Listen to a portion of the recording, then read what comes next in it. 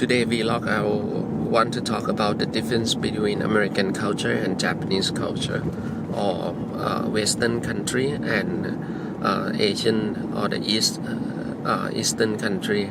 So this is based on my experience living in both country and working with both culture before. So the first thing I can notice is Japanese people have a tendency to be more generalist, and in a company they would be able to rotate the work more often. I can seeing that some of the people who actually working in the HR department was rotated to work in the logistic, and was rotated to work in the law department, and was rotated to work in the IT department. Compared to this, if you see how American people do, you can see that it's quite unbelievable for American people, because if American people they actually working on IT, maybe most of their lifetime will more specialist on IT and developing their know-how on the IT department. So this is the first thing that I actually can see. The second thing is the culture in terms of try to excel something. Japanese people really have a mentality to be best, so they actually keep improving the product and have a lot of strong product mentality. I was saying that being best is based on a criteria to compare with others people, and Japanese people have a definition of what is best and what is quality.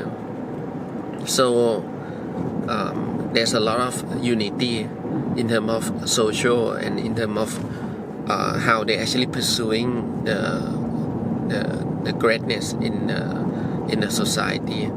You can see that Japanese people are more disciplinary and they're actually more united. Compared to this, when I was in US, I found out that people are more individualist. When we said individualist, it doesn't mean it's a bad thing. Being individualist, like for example, in US, if you are like a lady is 50 years old and you wear a short skirt, I think nobody will care, because that thing will not impact others people. But I think if this happened in Thailand or in Japan, I was saying that people will mind and actually will actually have a social pressure on them when they're actually doing something different. So I think this mentality is actually reflect in many places, like how they pursuing the success in life as well. Like many of you may see that or may heard it before, like American Dream. I think the most ultimate goal for majority of the people who are actually living in US is to be independent and be able to have their own business, and they have a big dream. Compared to when we was in Japan, most of the people actually have a middle class culture, so they want to work in a good institute so they can actually get a good compensation and stable life. So this one also reflect in the long-term economy. Japanese people actually working hard, working in a discipline also actually help them to excel in terms of manufacturing, and be able to be world best, one of the best country that producing a quality product. Compared to American people, but American people, I think because of they actually accept the difference, and everyone want to be different. They actually be able to produce more innovation to the world. So you can see that all the driver that actually make American people actually be able to change some of the industry and to be able to stay in number one in many industries, because they're actually the pioneer of many of the modern technologies like internet. So this one is very interesting part, and I feel that when you see Chinese people is quite a first mentality, being first. You can see this in many of the Chinese derived country or the ethnic group like Chinese in Thailand, Chinese in Singapore, Chinese in Malaysia. You can see that they actually focus on speed, so they may more not that accurate as Japanese people, but they focus on being first. So they're very fast, very eager, do something early than others people. So, and they're very opportunist.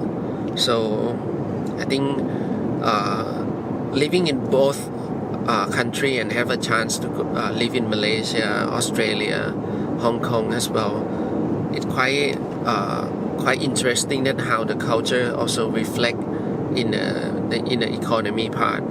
So for me, I think when you're looking back for Thai economy, are we being best like Japanese people, trying to excel on something, you slowly accumulate it, or you're actually think different like all the American people, you groom people to be able to think different, or you think you're being first like the Chinese people. These three countries is the biggest three in the world in terms of economy.